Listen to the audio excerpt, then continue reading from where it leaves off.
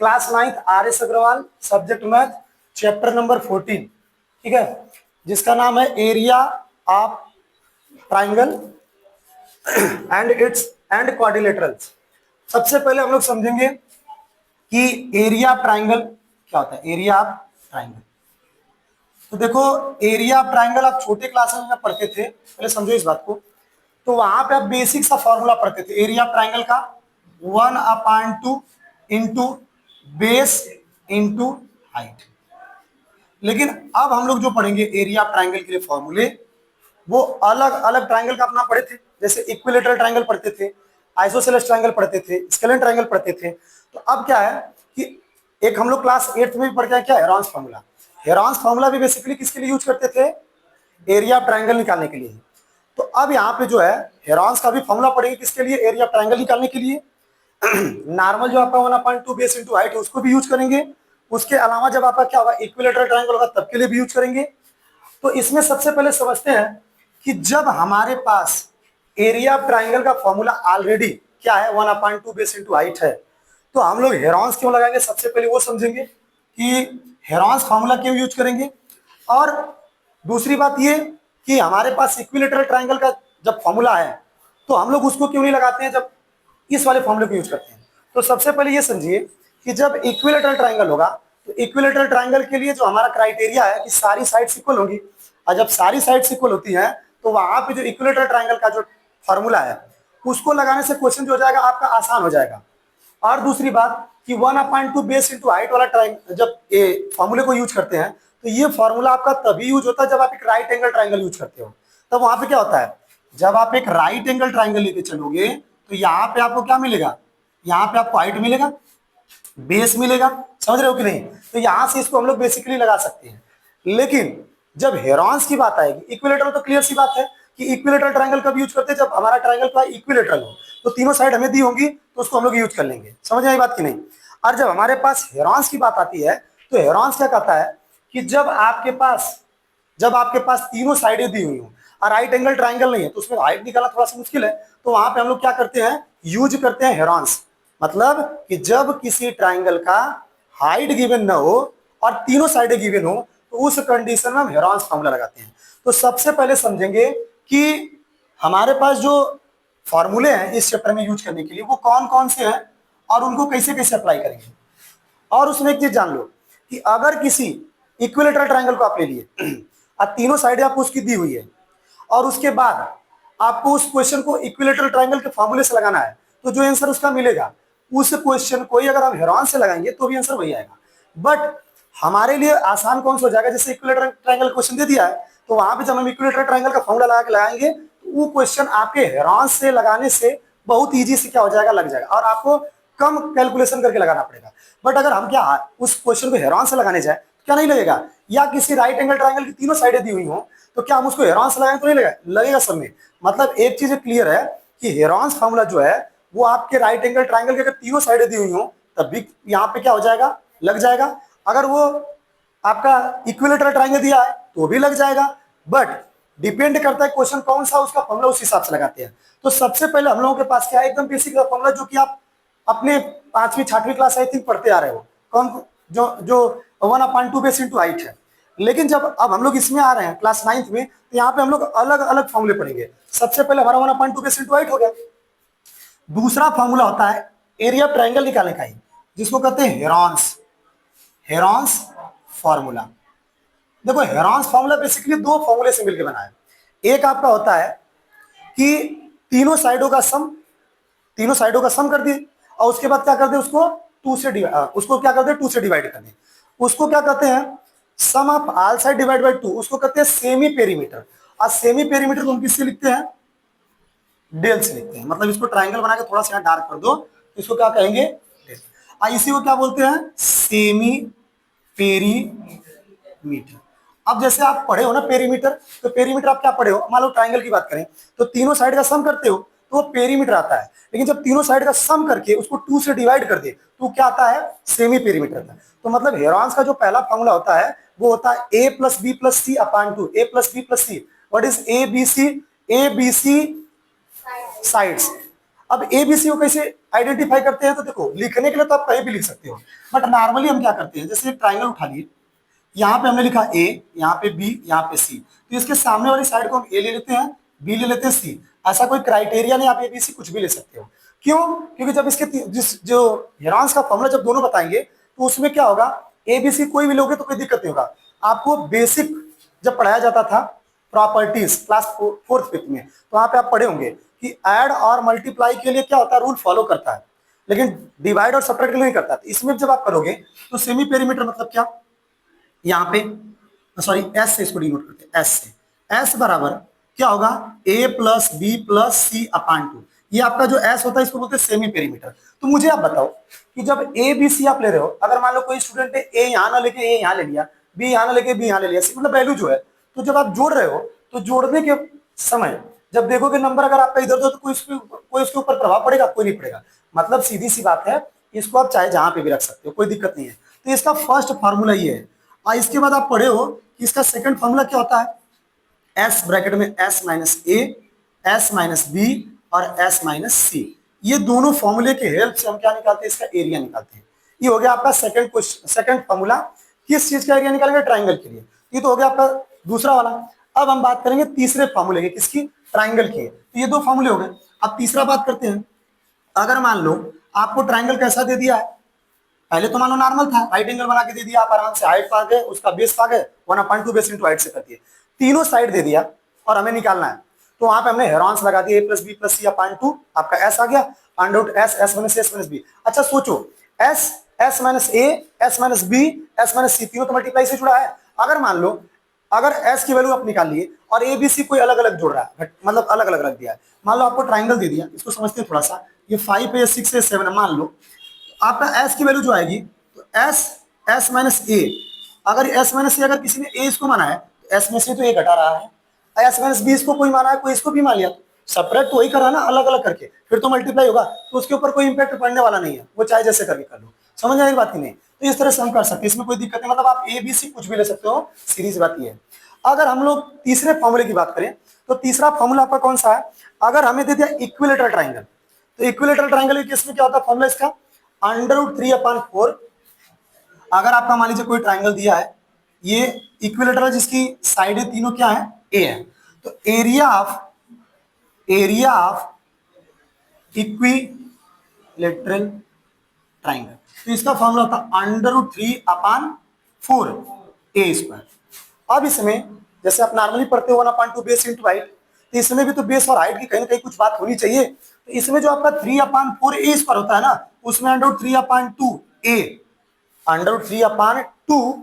√3/2A इसका क्या होता है, हाइट होता है। ये क्या कहोगे आप, इसकी हाइट। क्यों इसको इसलिए समझना जरूरी है, क्योंकि जब आप अपने क्वेश्चंस को इसमें एग्जांपल और एक्सरसाइज करोगे, तो वहां पे कुछ जगहों पे क्या दे देगा कि the height of an equilateral triangle is something, find the area of triangle. तो आप क्या करोगे, √3/2A बराबर जो आपकी वैल्यू दी होगी उसके बराबर करके ट्रांसफर कर ए निकाल दोगे, फिर वहां से क्या करोगे। आई थिंक 8 में भी ऐसा क्वेश्चन रहा होगा। तो ये होता है इसका क्या फॉर्मूला, किसके लिए, इक्विलेटरल ट्राइंगल के एरिया के लिए। अब इसका लास्ट होता है क्या, जब हमें दे दे क्या, इक्विलेटरल ट्राइंगल को तो समझ में आ गया, √3/4A², where as √3/2A is height of triangle. इसके बाद हमारा तीसरा क्या होता है, अगर हमें कैसा ट्राइंगल दे दे, आइसोसेलेस ट्राइंगल दे दे।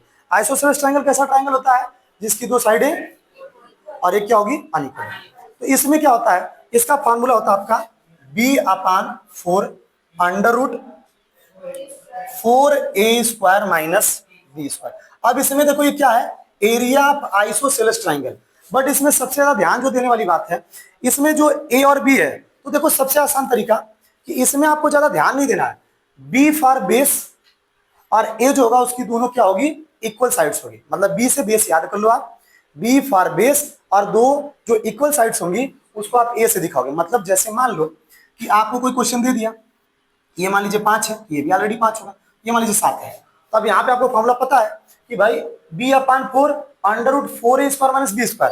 तो वहां पे आपको ये पता होना चाहिए कि इसकी वैल्यू किसकी है। तो यहाँ से क्लियर कर लो, B for base, that means ये 7 जो आपका है ये बेस का है, और ये दोनों 5 दिया है ये A है, A मतलब ये दोनों जो इक्वल साइड्स हैं। तो यहाँ से हमने ये सीखा कि हमने जो छोटे क्लासेस में क्या पढ़ा था, ट्राइंगल का एक फॉर्मूला पढ़ा था 1/2 बेस इंटू हाइट, और हमने पिछली क्लासेस में 8th क्लासेस में जब पढ़ा था हेरॉन्स, जो कि बेसिक बस था। अब यहाँ पे आप क्या पढ़ोगे, हेरॉन्स हमने आपको बताया भी था कि 9th क्लास में आपको हेरॉन्स पढ़ना है, बट यहाँ पे इन्वॉल्व करा दिया है, इसको हम लोग पढ़ ले रहे हैं। अब यहाँ पे आप वैरायटी ऑफ क्वेश्चंस देखोगे, मतलब थोड़े लेवल के क्वेश्चंस देखोगे। तो यहां से हमने क्या क्या सीखा, 4 फॉर्मूले। पहला area triangle basic 1/2 base into height. दूसरा हेरॉन्स, हेरॉन्स के लिए क्या होगा आपका, होगा सेमी पेरीमीटर, मतलब एस बराबर A plus B plus C upon 2, A B C is what, sides of triangle. अब फिर उसके हेल्प से जो आपका एस की वैल्यू आई है, फिर उसको क्या निकालेंगे आप, under root S, S minus A, S minus B, S minus C. अब सर ये जो S, S minus A, S minus B, S minus C आप लिख रहे हैं, ये किसके बराबर है, जिसमें वहां तो आप बता दिए कि एस बराबर A plus B plus C upon 2 होता है, तो सेमी पेरीमीटर होता है। तो S, S minus A, S minus B, S minus C जो होता है अंडर रूट में, वो ही होता है डेल्टा के बराबर। वो थोड़ा सा कंफ्यूजन हो जाता है, वो होता है डेल्टा के बराबर। ये क्या होता है, थोड़ा सा डार्क कर देते हैं इसका, ये क्या होता है, एरिया ऑफ ट्राइंगल। अभी जब आप पढ़ोगे तो इसको जानना है, क्योंकि जो आप RS अग्रवाल क्वेश्चन लगाओगे तो इसमें ये डेल वाला जो फॉर्मूला है, इसको यूज करेगा उसका क्वेश्चन, उसमें क्वेश्चन आपको मिलेगा, जब पढ़ाएंगे तो बताएंगे, उसका रिलेशन है प्रूफ टाइप का क्वेश्चन। तो वहां पे आपको ये पता होना चाहिए, डेल्टा या डेल दोनों बोलते हैं, इज व्हाट, ट्राइंगल जैसा शेप होता है और एक साइड आपकी थोड़ी डार्क होती है। इसको किस चीज के लिए डिनोट करते हैं, under root S, S minus A, S minus B, S minus C. ये क्या है, एरिया क्या है, हेरॉन्स का एरिया निकालने का मेन फॉर्मूला है, और वो तो सेमी पेरीमीटर निकाला था इसको यूज करने के लिए। ये हो गया। फिर इसके बाद हम लोगों ने क्या पढ़ा, अगर इक्विलेटरल ट्राइंगल आ गया तो उसके लिए फॉर्मूला था अंडर रूट 3/4 ए स्क्वायर, जहां पे अंडर रूट 3/2 ए जो होता है उसकी हाइट होती है। इस पे क्वेश्चन भी अभी हम लोग करेंगे। इसके बाद आपका लास्ट फॉर्मूला जो है आइसोसेलेस ट्राइंगल के लिए, b/4 under root 4a square minus B square, where as B is what, base, A is what, equal sides. इतनी बात क्लियर हो गई। अब हम लोग क्वेश्चन करेंगे यहां से स्टार्ट, कि कैसे कैसे क्वेश्चन इस पे बनते हैं। तो देखो यहां पे एक चीज आप ध्यान देना, कि जितने क्वेश्चन आपके इसके पहले एग्जांपल्स में मैं कराऊंगा, वो आप हर क्लास में बताते हैं, वो क्वेश्चन आप करने के बाद लगभग 90% क्वेश्चन आप बना दोगे, ठीक है। दूसरी बात, आपके एग्जाम्पल में भी बड़े अच्छे अच्छे लेवल के क्वेश्चन मिलेंगे। अभी शुरुआत में आपको 2-4 क्वेश्चन जो मिलेंगे थोड़े बेसिक लेवल के मिलेंगे, मतलब नॉर्मल, मतलब हर एक फॉर्मूले को यूज करवाएगा वो, चाहे इक्विलेटरल हो, चाहे हेरॉन्स हो, चाहे आपका आइसोसेलेस हो, सब पे यूज करवाएगा। फिर धीरे धीरे क्या करेगा, आगे बढ़ता जाएगा। तो चलो पहले क्वेश्चन से स्टार्ट करते हैं। अभी हम लोग करने जा रहे हैं जो 14 चैप्टर का फर्स्ट एग्जाम्पल, जो कि हमारा किस पेज पे है, RS अग्रवाल बुक को हम लोग फॉलो कर रहे हैं। तो RS अग्रवाल बुक से पेज नंबर जो हमारा 516 है, क्योंकि हम इसलिए पेज नंबर बता रहे हैं, पेज नंबर, ताकि जो आपका 516 है, हम लोग क्वेश्चन को यहाँ पे लिखेंगे नहीं, समझ आए बात की नहीं, हम लोग केवल क्वेश्चन को लिखने लगे तो बहुत टाइम लग जाएगा। क्वेश्चन को हम बोलेंगे, देन उसके बाद सोल्यूशन करेंगे, ठीक है। तो क्वेश्चन लिखेंगे तो बहुत ज्यादा टाइम लगेगा। तो क्वेश्चन आपसे क्या करा, अभी देखो बिल्कुल बेसिक है, तो थोड़ा सा भी धीरे धीरे हम लोग आसान से कठिन की तरफ चलेंगे, ठीक। तो शुरुआत में जज मत करने लगना कि अरे तो बहुत आसान है, शुरुआत में आसानी मिलेगा। फर्स्ट क्वेश्चन आपसे कह रहा है, find the area of triangle whose base 25 centimetre long and the corresponding heights is 10.8। बिल्कुल इजी है। अब बोलो, आपको क्या दे दिया, बेस दे दिया है और करस्पॉन्डिंग हाइट्स दे दिया है। अब बताओ इसकी हाइट दे दिया है कितनी, 10.8। ये आपका 25 cm है और ये 10.8 है। अब सीधी सी बात एकदम इजी सा है। देखो जिस तरह से उन्होंने फॉर्मूले को डिजाइन किया है कि पहला 1/2 बेस इंटू हाइट, फिर उसके बाद फिर उसी तरह से उन्होंने अपने क्वेश्चन को भी सेट किया है कि मतलब हर एक क्वेश्चन, देखो भले इजी है एकदम लेवल का, लेकिन हर एक क्वेश्चन पे, मतलब हर एक फॉर्मूले पे क्वेश्चन बनाया है। तो क्या होगा, area of triangle, area of triangle क्या होता है, 1/2 बेस इंटू हाइट। तो इसमें लगाने में कोई दिक्कत है नहीं, बट है क्वेश्चन तो हम लोग टच कर देंगे इसको। आपका बेस कितना है, 25 है, हाइट 10.8 है, ये 5 पॉइंट क्या हो जाएगा आपका 4। इसके बाद आप मल्टीप्लाई कर दीजिए, आपका आंसर आ जाए। तो ये तो बिल्कुल इजी था, इसमें कोई दिक्कत नहीं। कितना आ रहा है, 135 सेंटीमीटर स्क्वायर, बिकॉज आपको पता है area is already in square. तो ये बात समझ में आ गई होगी, तो कुछ भी नहीं था। अब चलो दूसरे क्वेश्चन पे।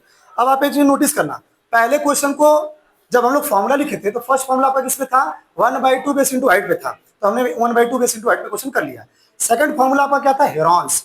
हेरॉन्स भी सबको पता है, जो लोग 8वीं क्लास में थोड़ा भी अच्छे से पढ़ेंगे तो उनका क्लियर होगा। बट क्या है कि पहले नॉर्मली हर एक क्वेश्चन को हर एक फॉर्मूले में बनाते हैं एक एक करके, फिर तो खुद ही आपका बदलने लगेगा पैटर्न, फिर वो सब मिक्स करके देने लगेगा।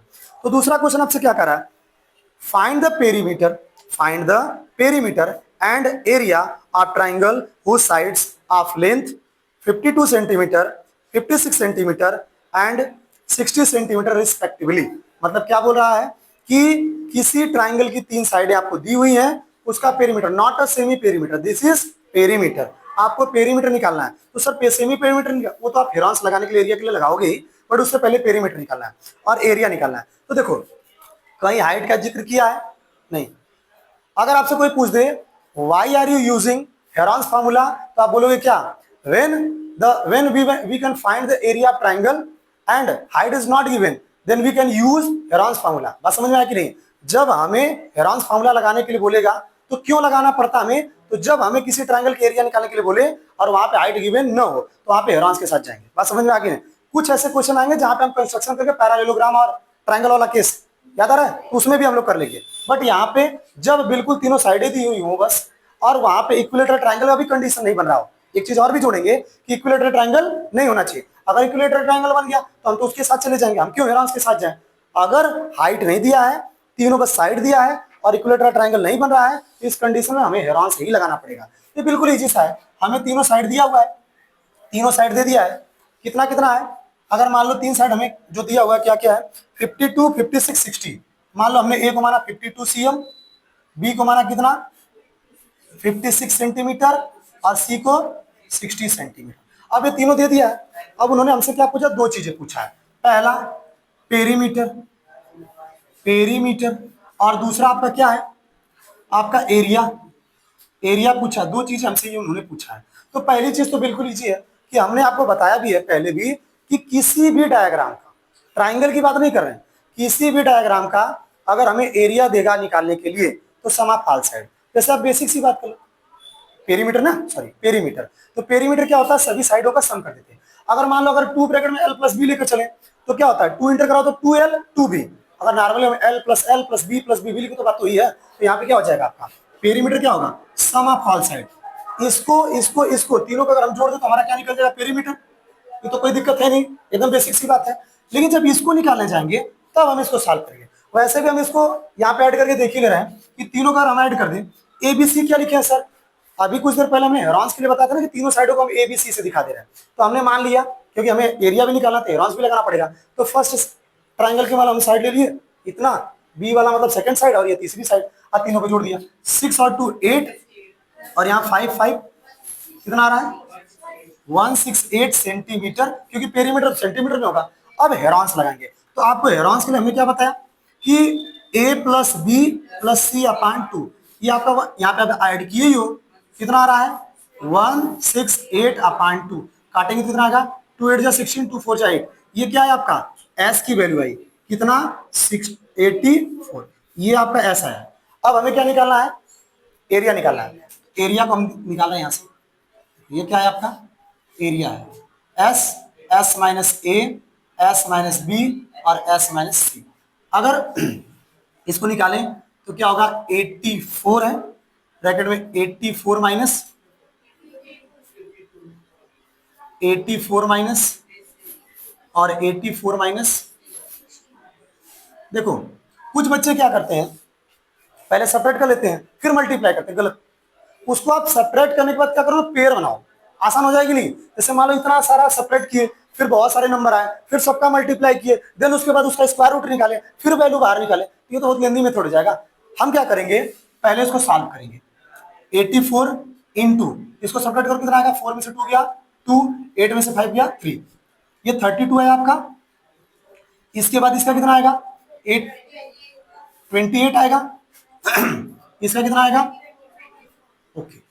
अब देखो इसमें करना क्या है, सबको तोड़ो, आप तोड़ के 2 का पेयर बना दो, 2 का पेयर बना दोगे, आसान। अब मुझे बताओ कि ये ज्यादा लेंदी है कि नहीं है, पहले 84 का 32 में मल्टीप्लाई करूं, देन इसमें करूं, फिर उसी करूं, फिर करने के बाद आंसर तो मिलेगा नहीं, फिर से उसका बहुत लंबा सा नंबर का फिर स्क्वायर रूट निकाले। तो इससे अच्छा क्या करें, आप तोड़ देते हैं।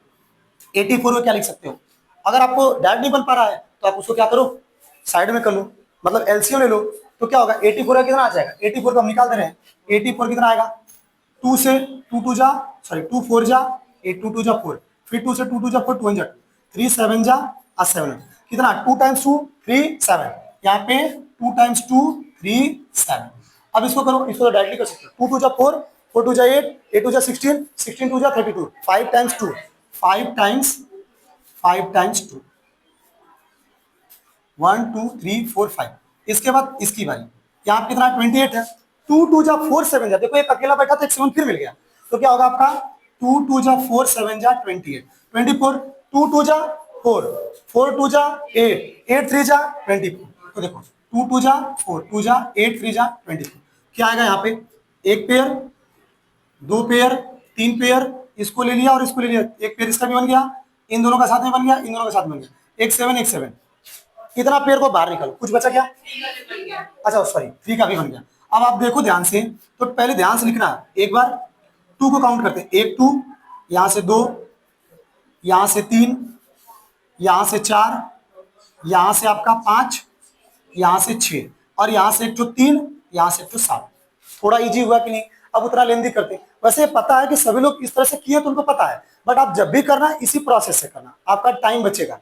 अब देखो 2 2 जा 4, 4 2 जा 8, 8 2 जा 16, 16 2 जा 32, 32 2 जा 64, तो 64 इंटू 21 कर दो, तो 64 में अगर 21 से मल्टीप्लाई कर दें तो कितना आएगा 64, और यहां से प्लस 8 12, तो आएगा 4 4 3 1, तो मतलब ये आएगा कितना एरिया आपका 1344 cm स्क्वायर। तो देखो ये बस बेसिक अभी था, क्योंकि अभी हम लोग चैप्टर स्टार्ट कर रहे हैं तो बेसिक से लेके चल रहे हैं। अब जब अगली क्लास हम लोग पढ़ेंगे इसके आगे वाला क्वेश्चन देखेंगे, ठीक, तो चलो अगले